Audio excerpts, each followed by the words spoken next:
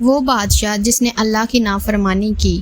نمرود ایک طاقتور اور جابر بادشاہ تھا جو قدیم شہر بابل پر حکومت کرتا تھا۔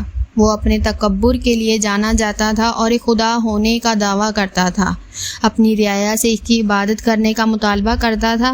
نمرود کی سلطنت خوشحال تھی اور وہ اپنے آپ کو ناقابل تسخیر سمجھتا تھا۔ ایک دن حضرت ابراہیم علیہ السلام نمرود کے پاس پہنچے اور اسے ایک سچے خدا اللہ کی عبادت کرنے کی دعوت دی۔ نمرود اپنے غرور میں حضرت ابراہیم علیہ السلام کو للکارا اور دعویٰ کیا کہ وہ زندگی اور موت دینے کی طاقت رکھتا ہے۔ اپنی بات کو ثابت کرنے کے لیے نمرود نے ایک قیدی کی رہائی اور دوسرے کو پھانسی دینے کا حکم دیا اور اعلان کیا کہ اس نے زندگی دی اور اسے چھین لیا۔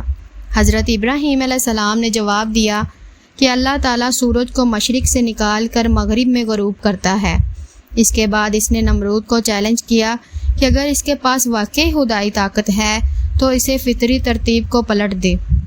نمرود بے آواز رہ گیا اور اس چیلنج کو جواب نہ دے سکا۔ اس واضح نشان کے باوجود نمرود اپنے کفر پر قائم رہا۔